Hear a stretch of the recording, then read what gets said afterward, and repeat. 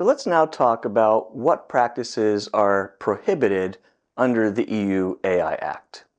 Before we talk about the details of what is prohibited, let's look at some of the underlying values and policy choices behind prohibiting certain practices. So we talked in our previous video about some AI codes of ethics that underlie most thoughts about AI regulation. And we see here in the EU AI Act, in some of the recitals, a number of those ethical principles are adopted. So for example, we see here in recital number 6 that AI should be human-centric.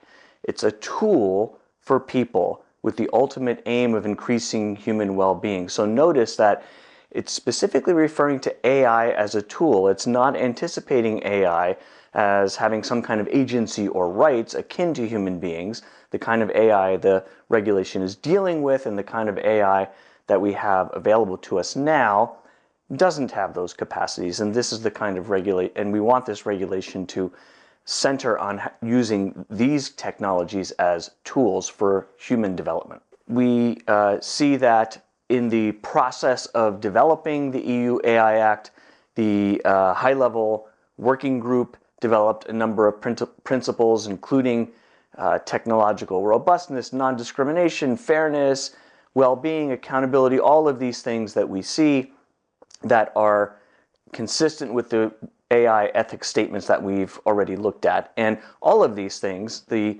Commission says, are also consistent with the Charter of the European Union. One of the real concerns underlying the EU AI Act and all of these statements about AI ethics is the extent to which AI technology can be used to manipulate people, to make people subliminally or otherwise think that they are engaged and acting as agents in making a decision or in having a decision made about them when they in fact aren't. And we see here in this recital 29 of the EU AI Act that concern being expressed. We also see a number of concerns in the recitals to the AI Act about the use of AI in law enforcement and other kinds of government surveillance. And as we mentioned in a previous video, this is a real difference with the United States. Of course, we have those concerns in the United States, but those concerns are primarily going to be addressed under the Fourth Amendment to the U.S. Constitution and similar bills of rights to state constitutions and then to criminal procedure and civil rights statutes that get enacted in accordance with those provisions, or perhaps providing extra protection beyond those provisions. But in the EU, privacy, data security, AI, all of these things are in the context of these regulations that apply to private conduct as well as to public. So we see a number of these concerns about the way AI can be used to profile people, to track people, to identify people. As we saw in our introductory video on the EU AI Act, the Act being rolled out in stages. The parts of it are being rolled out in stages. So the prohibited AI practices is the one aspect of the regulation that currently is in effect. It was in effect as of February 2nd, 2025. As we mentioned in a previous video, the European Commission has adopted an omnibus package of proposals to amend the EU AI Act, and it's helpful to note that none of those provisions would affect the prohibited practices provisions in the Act. So the substance of those provisions as well as the effective date will remain unchanged even if all or part of the omnibus package is finally adopted by the European Union. So as we go down the list of the practices that are prohibited, and they are all listed in Article 5 of the Act, you can see how each of these relate to the values that are expressed in some of the recitals we looked at. So a number of these prohibited practices should be pretty intuitive based on the underlying values that we looked at in the recitals. So exploiting vulnerabilities of a person based on certain protected classes, social scoring of people, criminal profiling except in certain circumstances, certain kinds of facial recognition, inferring emotions in the workplace other than for some limited reasons, using biometrics to determine whether someone is a member of a protected class, certain kinds of real-time biometric identification. It's fairly easy, I think, to see how those relate to some of those concerns about the way AI might be misused, either by the government or by private industry in ways that really affect the fundamental rights of individuals. The one that perhaps is a little bit more nuanced or interesting is the first one, which is subliminally or purposeful manipulative or deceptive techniques with the purpose or effect of materially determining behavior. I think one of the interesting questions will be how this exactly relates to behavioral advertising. And behavioral advertising is already regulated in certain ways in the EU, and the activities of entities like Google in their advertising practices have been subject to scrutiny by EU antitrust authorities. There's a lot of attention to this sort of thing in the EU.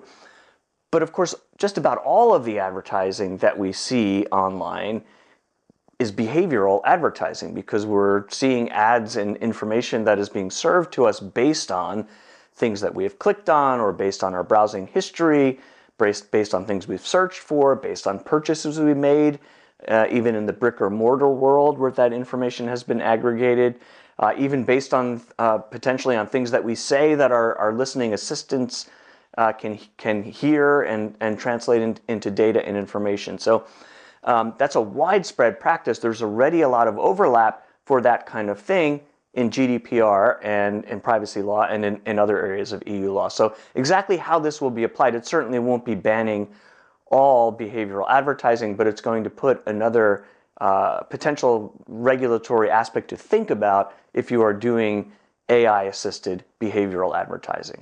As you might suspect, the provisions relating to the use of certain techniques by law enforcement are also pretty nuanced.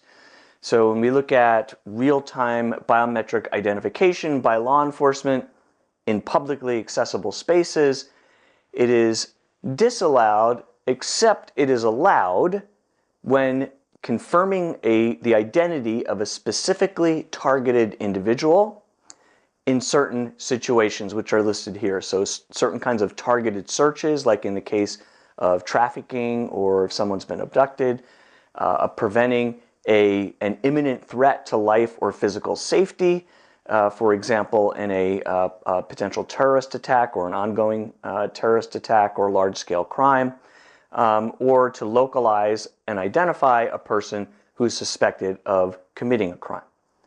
Now, in all of these circumstances, the authorities need to show that there is a reason for this and need to go to a local law enforcement authority, a judicial authority, or an administrative authority to get a warrant or an administrative order or whatever the equivalent is of that in the member state in order to authorize the use of this surveillance. So it can't be used on a blanket basis. It has to be targeted, and it has to be the subject of a specific judicial or administrative order, unless there's a circumstance of duly justified urgency. So there's always emergency exceptions. Just like under U.S. Fourth Amendment law, there are emergency exceptions to the warrant requirement, and those have to get worked out in specific circumstances. Now, comparatively, I think the really interesting thing to notice about this provision, although it does allow European law enforcement to use these techniques and to get warrants and orders to use them, and to use them in emergency circumstances even without a warrant or an order. What is being referred to here of the use of biometric identification in publicly accessible spaces under the Fourth Amendment in the United States would be very much more of a gray area, if not, in many cases, simply clearly allowed. Because under the Fourth Amendment, the question is whether you have a reasonable expectation of privacy. And in general, if you're in a public place, a publicly accessible place, like walking down a public street in a major city, then you really don't have very much of a reasonable expectation of privacy, certainly not just in the fact that you are present on that street. So more likely than not in the United States, even ongoing biometric For example, facial recognition surveillance in public places would be perfectly lawful under the Fourth Amendment, whereas under the EU AI Act, it's going to be much more restricted and is going to require, in most cases, some kind of judicial or administrative authorization.